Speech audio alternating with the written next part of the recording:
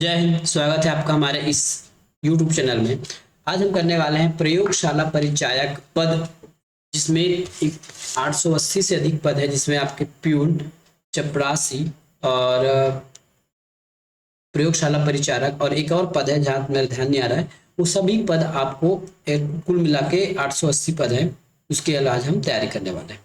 ठीक है, इसमें से आप मेनली तैयारी करेंगे प्रयोगशाला परिचारक, और जिसमें 430 पद है, जिसके लिए स्पेशल उसमें सिलेबस है कि जो साइंस पोर्शन है ना।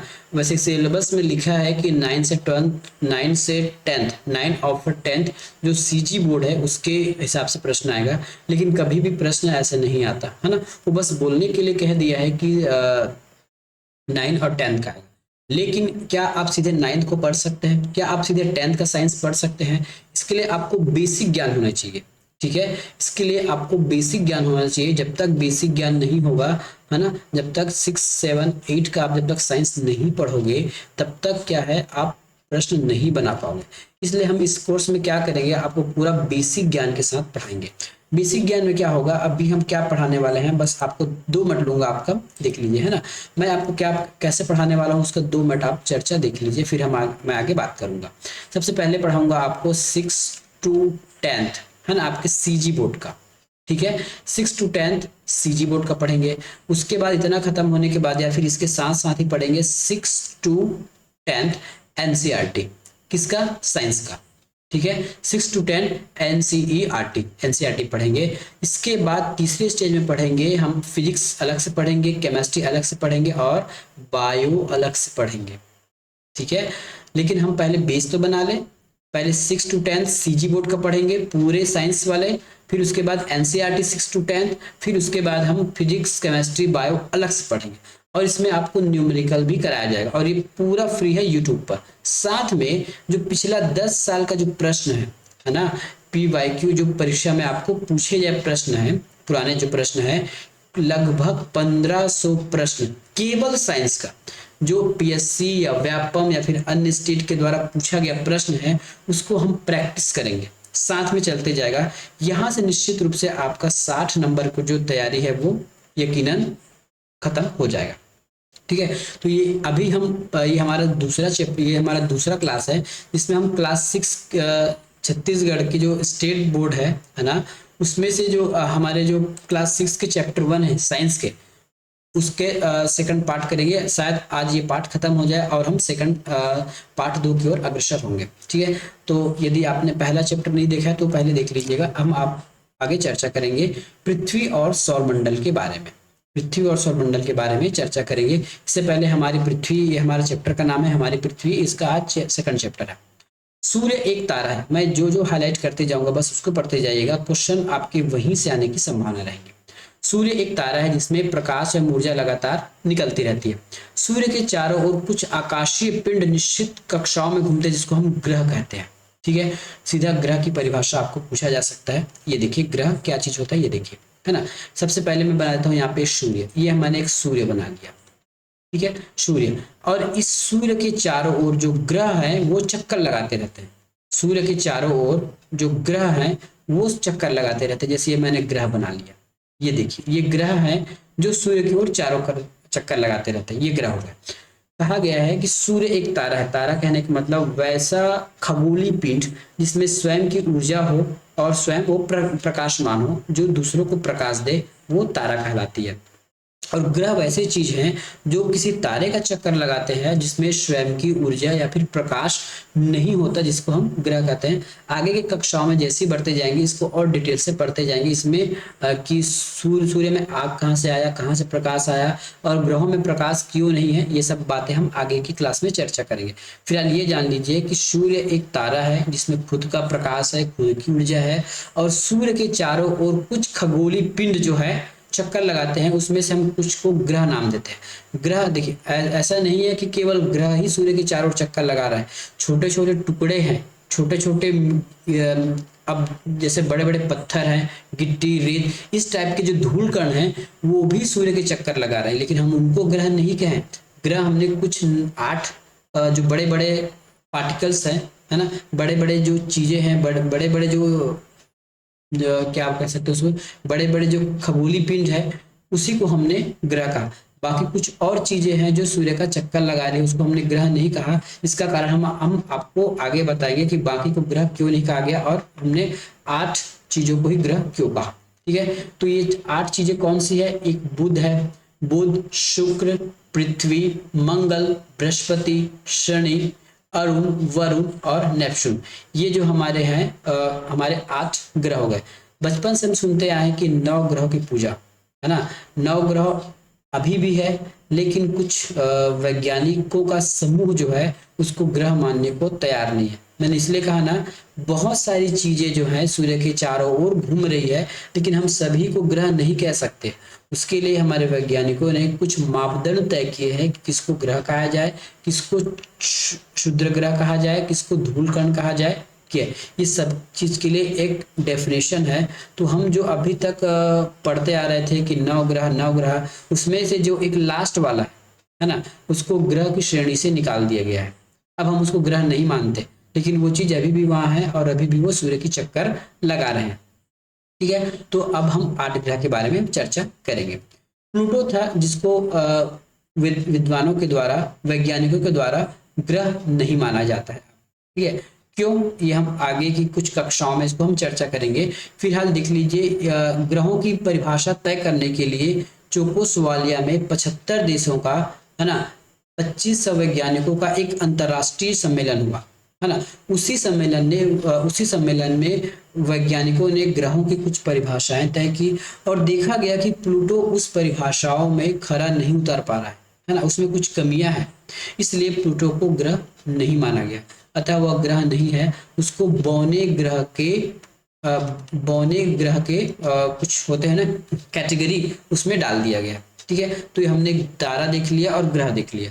तारा वैसे चीज को हम, या फिर वैसे खगोलीय पिंड को तारा कहेंगे जिसमें स्वयं की ऊर्जा हो और प्रकाशमान हो। ग्रह उसको कहेंगे जो बड़ा आकार हो और जिसमें स्वयं की प्रकाश नहीं होता और जो सूर्य की चक्कर लगाता है, उसको हम ग्रह कहेंगे। बौना ग्रह प्लूटो को मान लिया गया। अब देखिए, कुछ आकाशीय पिंड भी हैं जो किसी ग्रह के भी चारों ओर लगाते हैं। अभी तक हमने क्या कहा कि ग्रह सूर्य के चारों ओर लगाता है, लेकिन कुछ छोटे मोटे और ग्रह हैं जो ग्रह के चारों ओर लगाते हैं। जैसे ये देखिए, ये ग्रह के चारों ओर लगाते हैं, ये इस प्रकार से घूमते रहते हैं, है ना। ग्रह के चक्कर लगाते लगाते ये सूर्य के भी चक्कर लगाते हैं। जो मैं रेड कलर का लिखा हूं, ये हो गया हमारा उपग्रह। क्यों? क्योंकि ये डायरेक्टली सूर्य के चक्कर नहीं लगा रहे हैं, ये जो है एक ग्रह का चक्कर लगाते लगाते लगाते सूर्य का चक्कर लगाते, इसलिए इसको हम उपग्रह कह देते हैं। ग्रह एवं उपग्रह सूर्य से प्रकाशित होते हैं क्योंकि इनके पास स्वयं की ऊर्जा नहीं होती, इनमें प्रकाश का स्वयं नहीं होता। ग्रह सूर्य ग्रहों और उपग्रहों को मिलाकर सौर मंडल का एक सौर परिवार बनता है। ग्रह, सूर्य और उपग्रह और कुछ धूलकण या धूमकेतु या पुच्छल तारा, इन सबको मिलाकर हमारा सौर मंडल तैयार होता है। अब उपग्रह भी 2 प्रकार के होते हैं। देखिए, प्राकृतिक उपग्रह हमारे पास एक है जिसको हम कहते हैं चंदा मामा या चंद्रमा, और कृत्रिम उपग्रह मानव निर्मित मशीनें जिसको अंतरिक्ष में भेजा गया है, जो हमारे पृथ्वी के चक्कर लगाता है या फिर अन्य ग्रहों के चक्कर लगाते हैं, उसको हम कृत्रिम उपग्रह कहते हैं। वे आकाशीय पिंड जो किसी ग्रह की परिक्रमा या प्राकृतिक उपग्रह कहलाते हैं, जैसे बुध और शुक्र। ये देखिए हमारा सूर्य, हमारा सौर मंडल। ये देखिए सूर्य है धधकता लावा, इतना टेम्परेचर है कि आप उसके पास भी नहीं जा सकते। गर्मी दिनों में तो आपको झुलसा देता है। बुध, शुक्र, पृथ्वी, मंगल, बृहस्पति, शनि, अरुण और वरुण, ये हमारे 8 ग्रहों के नाम हैं और ये दूरियों के हिसाब से इसको सजाया गया है। चित्र में सौर परिवार का चित्र है। इसके अतिरिक्त सभी ग्रहों के अपने उपग्रह होते हैं, जैसे चंद्रमा जो पृथ्वी का एक प्राकृतिक उपग्रह है, ये हमारा पृथ्वी है, और पृथ्वी में एक चंद्रमा है जो पृथ्वी का चक्कर लगाते हैं, इसको हम उपग्रह कहते हैं। आगे के चैप्टरों में, आगे के क्लासेस में हम पूरा डिफाइन करेंगे कि ग्रह क्या है, कैसे बना है।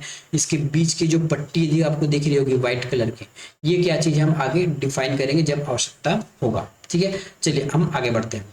और ये कुछ मानव निर्मित उपग्रह हैं जो वैज्ञानिकों के द्वारा बनाकर अंतरिक्ष में भेजा जाता है। उदाहरण के लिए आर्यभट्ट, भास्कर, एप्पल, इनसीट भारतीय कृत्रिम उपग्रह के नाम है, ये जिनका फोटोज है। ठीक है, अब आगे चर्चा करते हैं, कुछ प्रश्नों के उत्तर दे दीजिए।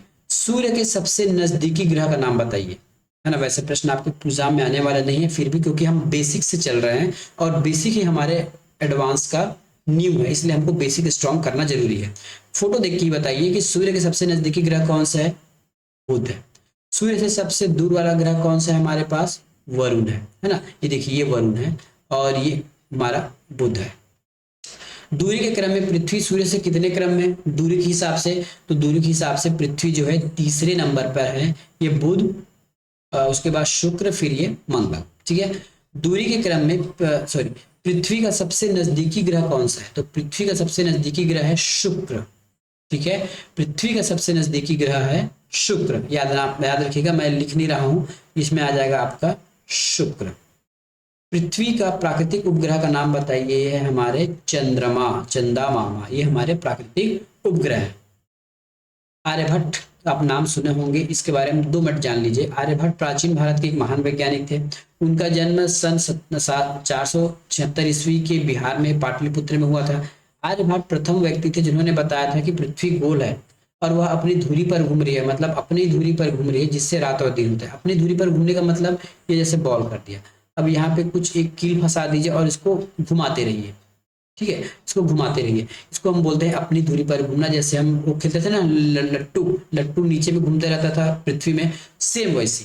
तो ये पृथ्वी जो अपनी धुरी पर घूमते रहते हैं। ये किसने बताया? आर्यभट्ट नाम के वैज्ञानिक बताया। उन्होंने यह बताया कि चांद पर अंधेरा और वह सूर्य के प्रकाश से चमकता है, कि चांद पर अंधेरा है और उसमें खुद का प्रकाश नहीं है, वहां वो सूर्य के प्रकाश से प्रकाशमान होता है। अपनी पुस्तक आर्यभट्टीय में खगोल शास्त्र के साथ साथ रेखा गणित, वर्गमूल, घनमूल और खगोलीय आकृतियों के बारे में भी उन्होंने कुछ लिख के प्रकाश डाला है। उन्होंने एक और पुस्तक आर्यभट्ट सिद्धांत के नाम से लिखा है, जो दैनिक खगोल गणना, शुभ मुहूर्त, अशुभ पंचांग जानने के लिए प्रयोग किया जाता है। और इन्हीं के नाम पे एक पहला उपग्रह आर्यभट्ट भेजा गया। ये आपके जनरल नॉलेज के लिए प्रश्न है, आने की संभावना यहाँ से प्रश्न कम है। अब समझते हैं कि पृथ्वी पर जीने के लिए मूल आवश्यकताएं क्या है, क्योंकि यहाँ से प्रश्न आने की संभावना कम रहेंगी, तो इसलिए हम शॉर्ट में पढ़ेंगे। पृथ्वी पर यदि हमको जीना है तो सबसे पहले किसी जीव को यदि जीना है, उसको जीवित रहना है, तो उनको भोजन की आवश्यकता हो। ठीक है, उनको भोजन की आवश्यकता होगी, साथ में उसको पीने के लिए जल चाहिए और सांस लेने के लिए हमको वायु की जरूरत पड़ेगी। तो ये सब बातें हम ज्यादा डिटेल में नहीं पढ़ेंगे, क्योंकि ये सबको पता होगा कि यदि कोई व्यक्ति पृथ्वी पर सर्वाइव करना चाहता है तो उनको भोजन चाहिए, जल चाहिए और वायु तो चाहिए ही चाहिए। अब देखिए लास्ट आ गया हमारा इस सेक्शन का। तो हमने इस चैप्टर में क्या सीखा? सबसे पहले हमने ये सीखा कि पृथ्वी हमारा गोल है इस प्रकार से। वैसे मैंने पहले चैप्टर में बताया था कि पृथ्वी गोल ना होकर कुछ जियोड आकृति में, जियोड मतलब कहीं धंसा हुआ, कहीं उभरा हुआ। जहाँ पे धंसा कहाँ पे होगा? जहाँ महासागर है। और उभरा कहाँ होगा? जहाँ पे हमारे पर्वत पठार है। और समतल कहाँ होगा? जहाँ पे प्राकृतिक मैदान पाए जाते हैं। भूपर्पट्टी, पृथ्वी के सबसे ऊपरी भाग को हम भूपर्पट्टी कहते हैं, जिसमें मिट्टी, खनिज, जीव जंतु रहते हैं। प्रवाल, भूपर्पट्टी के जस्ट नीचे है ना, जिसमें पिघला हुआ लावा है, जहां से ज्वालामुखी उद्गार होता है, उसको हम पवार कहते हैं। प्लूट, पृथ्वी के सबसे भीतर भाग जो अत्यधिक गर्म है और ठोस रूप में, प्लूट कहलाती है। जलमंडल, पृथ्वी के समस्त जल को हम जलमंडल के रूप में जानते हैं। इसमें आपके नदी, तालाब और ग्लेशियर, जहाँ पे बर्फ के रूप में जल जमा हुआ है। स्थल मंडल, पृथ्वी के सतह पर भूमि का वह भाग स्थल मंडल कहलाता है। वायुमंडल, पृथ्वी के चारों ओर का वायु को हम वायुमंडल कहते हैं। सौरमंडल, सूर्य और उसके चारों ओर की परिक्रमा लगाने वाले ग्रह और उपग्रह। ग्रह, आकाशीय पिंड जो सूर्य की परिक्रमा करते हैं। देखिए साफ साफ है, आकाशीय पिंड है ना। ग्रह एक आकाशीय पिंड है जो सूर्य की परिक्रमा करते हैं, मतलब एक और नाम हमको मिल गया इसका। सौर परिवार में 8 ग्रह हैं, एक को निकाल दिया गया है। सूर्य के सबसे पास वाला ग्रह मरकरी, जिसको हम बुध कहते हैं। उपग्रह, आकाशीय पिंड जो ग्रहों की परिभाषा, जो ग्रहों की परिक्रमा करते हैं, उसको हम उपग्रह कहते हैं। सौर मंडल में पृथ्वी एकमात्र ग्रह है जिस पर जीवन जीने के लिए आवश्यक सभी परिस्थितियां हैं, है ना। ऐसा नहीं है कि केवल पृथ्वी पर, हाँ सॉरी, ऐसा क्यों है कि केवल पृथ्वी पर ही है, बाकी में क्यों नहीं? ये सब हम आगे के चैप्टर में जब हम क्लास 11 का पढ़ेंगे ना, जियोग्राफी, उसमें बताएंगे कि केवल पृथ्वी पर ही ऐसा क्या चीज है जिसमें वहां जीवन संभव हो पाया। ठीक है, तो चलिए कुछ और प्रश्न चाहे तो कर सकते हैं। ये हमारे, ये आपको आना ही चाहिए, इसलिए मैं आपको बेसिक पढ़ा रहा हूँ कि ये आना ही चाहिए कुछ कुछ प्रश्न आप। खनिज अधिक मात्रा में कहाँ मिलते हैं? आपके वायुमंडल में। बिल्कुल गलत बात, प्रवाल में खनिज में नहीं मिलते, वहां पे लावा मिलता है। प्लूट पृथ्वी का सबसे अंदर वाला भाग है, ठीक है, और भूपर पट्टी में ये सब चीज मिलते हैं। श्वसन के लिए हमको क्या आवश्यक है? श्वसन के लिए हमको ऑक्सीजन की आवश्यकता होती है। निम्नलिखित में से ग्रह नहीं है। शुक्र एक ग्रह है, शनि एक ग्रह है, बुध एक ग्रह है, चंद्रमा ग्रह नहीं है। चंद्रमा एक उपग्रह है, किसका? पृथ्वी का एक उपग्रह है। सौर मंडल में पृथ्वी किन दो ग्रहों के बीच है? तो ये हमारे शुक्र और मंगल के बीच है। शुक्र और मंगल के बीच। पृथ्वी के सबसे भीतरी भाग को हम क्रोड कहते हैं। ठीक है, खाली स्थान सौर मंडल का एकमात्र ग्रह है जहां जीवन है, तो वो हमारी स्वयं की पृथ्वी है। वायु में उपस्थित खाली स्थान गैस का उपयोग जीवधारी सांस लेने के लिए करते हैं, तो ये हमारा होगा O2 ऑक्सीजन। पौधे भोजन निर्माण करने की प्रक्रिया में खाली स्थान गैस उपयोग करते हैं, तो ये हो जाएगा हमारा CO2। इनसैट पृथ्वी का सबसे इनसैट पृथ्वी का एक कृत्रिम, है ना, एक कृत्रिम उपग्रह है। ठीक है, तो यदि आपने अच्छे से पढ़ा तो ये सब प्रश्न आपको आना ही चाहिए, और ये बेसिक है। इसके बाद हम धीरे धीरे एडवांस के ऊपर बढ़ते जाएंगे। अब कौन सा कथन सही है गलत है आपको बताना चाहिए। सूर्य एक तारा है, बिल्कुल सही। तारा का परिभाषा मैंने क्या बताया था? जिसके पास स्वयं की प्रकाश और ऊर्जा हो। ठीक है, चंद्रमा पृथ्वी का उपग्रह है, ये भी सही है। जल में वायु घुली होती है, बिल्कुल सही है। एक प्रैक्टिकल के माध्यम से हमने इसको बताया कि जल में वायु घुली होती है। सूर्य पृथ्वी की परिक्रमा करता है, गलत बात है। सूर्य पृथ्वी की परिक्रमा नहीं करता, पृथ्वी जो है सूर्य की परिक्रमा करती है। क्रोड में केंद्रीय भाग में लोहा तथा निकल जैसी धातुएं ठोस रूप में पाई जाती है, ये भी बिल्कुल सही है। पृथ्वी के सेंटर भाग में लोहा और निकल पाई जाती है, लेकिन वो ठोस रूप में है, गली हुई अवस्था में या फिर मैग्मा के रूप में नहीं है। अब सही संबंध बताइए। उपग्रह शुक्र, ऑक्सीजन, पवार और चंद्रमा बुध, इसमें से उपग्रह कौन सा है? तो उपग्रह है हमारे पास चंद्रमा, ये उपग्रह हो गया। पृथ्वी के मध्य की परत को हम क्या कहते हैं? पृथ्वी के मध्य की परत को प्रवार कहा जाता है। श्वसन में ली जाने वाली गैसें कौन सी है? तो वो है हमारे पास ऑक्सीजन गैस। सूर्य के सबसे नजदीक ग्रह है बुध, और पृथ्वी के सबसे नजदीक ग्रह है शुक्र। यदि इस चैप्टर को पढ़ने के बाद इतना आपका नॉलेज कंप्लीट है, इसका मतलब आपका बेसिक इस चैप्टर के हिसाब से बिल्कुल सही है। चलिए आज का क्लास यही खत्म करते हैं, मिलेंगे कल नेक्स्ट चैप्टर के साथ। क्लास 6 के साइंस चैप्टर के चैप्टर 2 में मिलेंगे नेक्स्ट वीडियो में। धन्यवाद। चैनल का कंटेंट पसंद आया तो जरूर चैनल को सब्सक्राइब कीजिए, वीडियो को लाइक कीजिएगा। और ये हमारा फ्री वाला क्लास है, इसमें किसी भी प्रकार की कोई भी चार्जेस आपको पेड नहीं करना है। यदि आप प्रयोगशाला परिचारक पढ़ना चाहते हैं तो आपको बेसिक से पढ़ना, ये मेरी एक सोच है कि बेसिक से यदि आप नहीं पढ़ेंगे तो बहुत दिक्कत हो सकती है ना। कई बार हमको बेसिक से भी प्रश्न पूछ दिए जाते हैं और वो हम बना के नहीं आते हैं, और घर आकर सोचते हैं कि हम ये भी नहीं बना पाए। ठीक है, जो इतना बेसिक है, जो एक छोटा बच्चे भी बना देता है, अगर हम वही नहीं बना पाएंगे तो फिर किस काम का। इसलिए मैंने एकदम बेसिक से पढ़ाने का बेसिक से पढ़ाने का आइडिया निकाला है। पहले हम क्लास 6 से क्लास 10 तक पढ़ेंगे साइंस सीजी बोर्ड का, उसके बाद एनसीईआरटी बोर्ड का, फिर फिजिक्स केमिस्ट्री बायो अलग अलग पढ़ेंगे। उसके बाद 1500-1600 प्रश्नों का, ठीक है, हम टेस्ट लगाएंगे, मल्टीपल चॉइस क्वेश्चन और कैसे क्वेश्चन जो एग्जाम में पूछे जा चुके हैं। ठीक है, मिलेंगे नेक्स्ट वीडियो में, तब तक के लिए धन्यवाद।